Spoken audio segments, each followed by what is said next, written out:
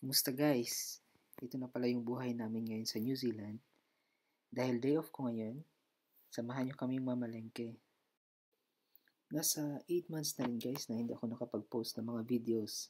Kaya naisipan kong mag-post ng video ngayon dahil marami din sa inyo ang nangungumusta sa akin. Tara guys, samahan nyo ako at kwentuhan ko kayo. Hindi ko makalimutan yung araw na dumating kami dito sa New Zealand dahil kaarawan ko yun. March 6, 2023, nung dumating kami dito sa New Zealand, kasama ko ang aking asawa at isa naming anak. Pagdating naman sa trabaho guys, ganun pa rin yung trabaho ko. Isa pa rin akong dialysis nurse, gaya ng trabaho ko sa Singapore ng mahigit 8 taon. Sobrang simple lang ang pamumuhay nila dito guys. Kagaya ng nakikita nyo ngayon sa video, parang nasa Pilipinas lang yung tanawin. At yung kaibahan nga lang, hindi masyadong matraffic dito. At yung driving ko guys, nasa kaliwa. Hindi kagaya sa atin sa Pilipinas, nasa kanan. Sobrang gusto ko na mag-post ulit ng mga tutorial videos ngayon guys.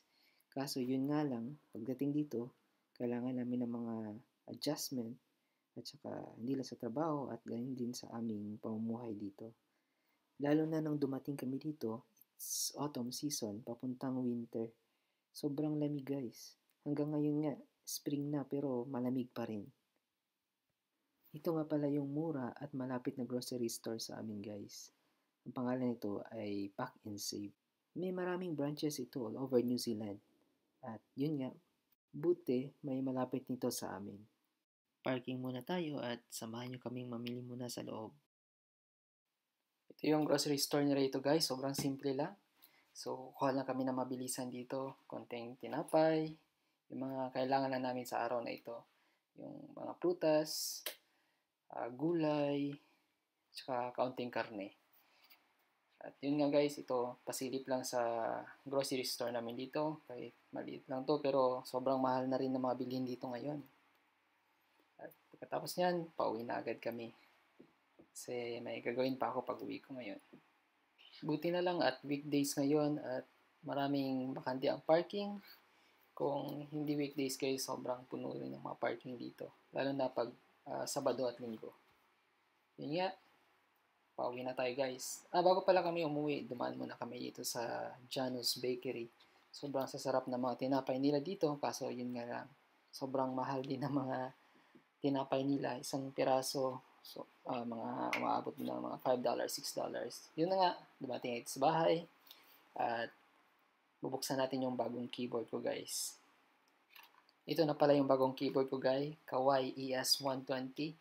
Sobrang natagal na din ako nakabili ng keyboard dahil sobrang focus din ako sa pamilya ko muna dito for the past 9 months. Kasi mahirap din yung pag-settle dito guys. Pag bago kayo dito, kailangan ng malaking adjustment talaga.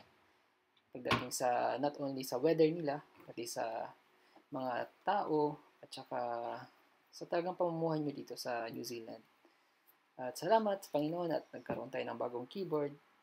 Itong keyboard na to, sobrang niresearch ko rin to bago ako bumili kasi gusto ko ng pwede kong masaksak sa USB or sa natawag nating DAW. Ayan na guys, Kawai ES120. Sobrang ganda ng tekla nito guys.